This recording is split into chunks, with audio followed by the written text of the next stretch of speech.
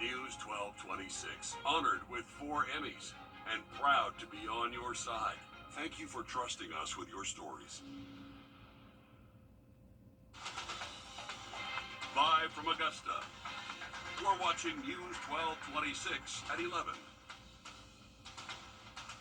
Good evening and thanks for tuning in. I'm Will Rio. We're joined now with your First Alert Chief Meteorologist Riley Hill. Riley, tomorrow's First Alert is just one of several for dangerously high heat. It's going to be 5 days in a row, Will. This is going to be a prolonged, dangerous heat wave for us. Starting tomorrow, we're expecting high temps to get up to around 99 for us here in Augusta. Feel like temperatures maybe as high as 109.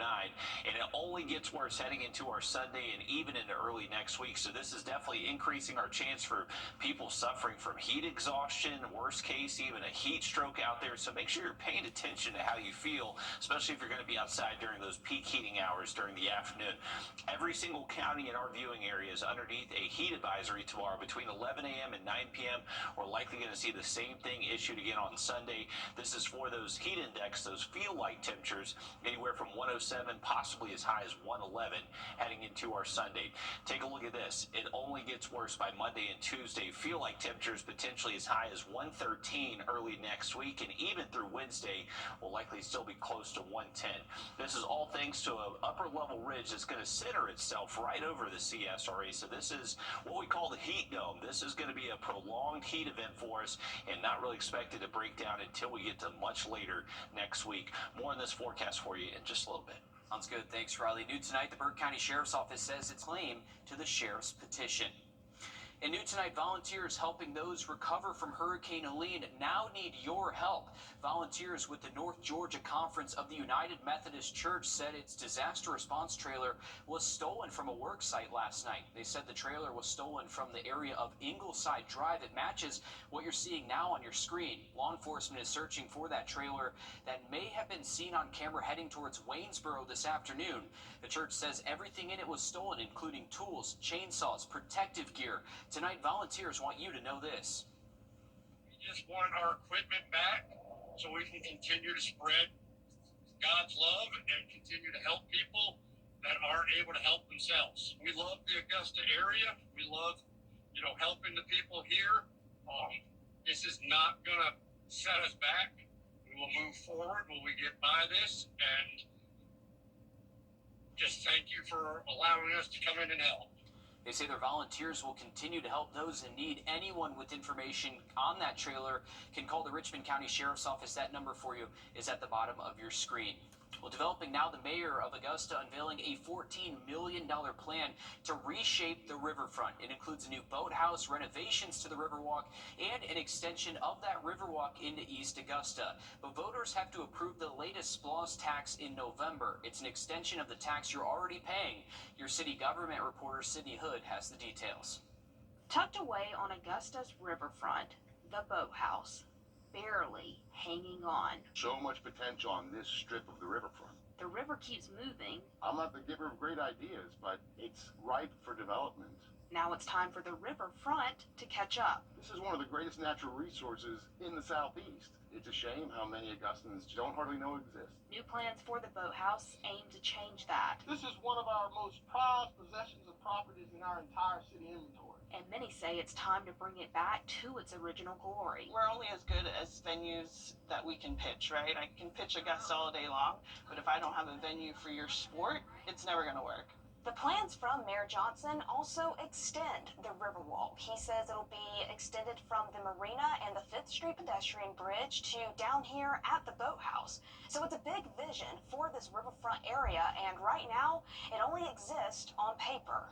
It's a big hope, but once it's done, it's like the dog chases a car. What is he going to do when he catches it? How we move forward from them, I think, is vitally important to determine how big of a success or failure it's going to be.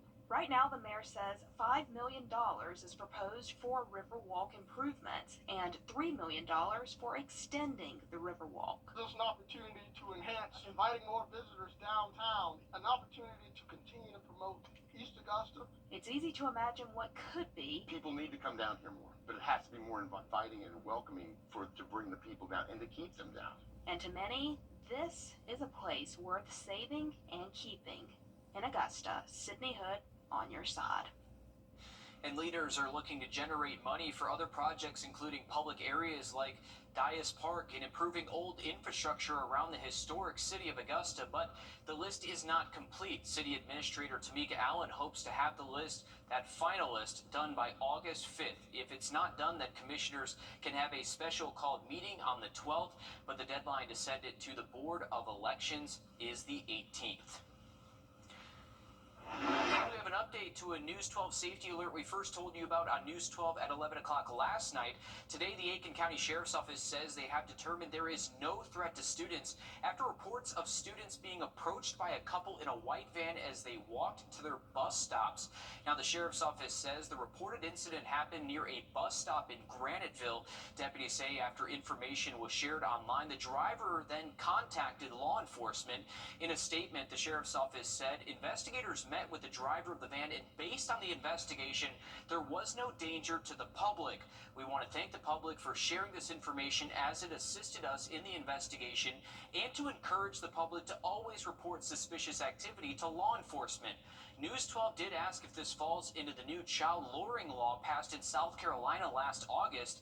It makes child luring a felony. The law defines it as someone who tries to lure a child with the intent to harm them or for any other unlawful purpose. Now, the Sheriff's Office told us in a response that they would need to look into that. We also asked why this person wasn't considered dangerous, and the Sheriff's Office said they will release the incident report on Monday. And while we wait to learn more details from that report, the Aiken County Public School District says it would not use unmarked white vans if a bus does break down. Now, some general advice to keep in mind to keep your child safe includes talking about stranger safety, reminding them to not get into a vehicle with someone that they do not know. And parents in Aiken County, you can actually track your child's school bus. The school district has an app that you can actually download. We'll have that attached to our story on WRDW.com. Developing today, the Zayday Foundation hosted its annual toy drive in July, this year making the day for patients at the Children's Hospital of Georgia. The toys were dropped off in honor of former patient Zayden Wright, who died in 2018. Last year's Christmas drive in 2024 did not happen because of construction to the hospital, leading to the summer drive today. It puts a smile on my face because I know the impact that it has, and we're lucky enough to see it firsthand, and it really means the most for all these kids to, be able to receive these toys while they're here. It really, really does make such a huge difference. The hospital's a really, really scary place, and when we can hand out some of these toys to these kids and just see a smile on their face, it really means the most. So seeing that truck open, it's just like, oh my goodness, so it's really, really cool.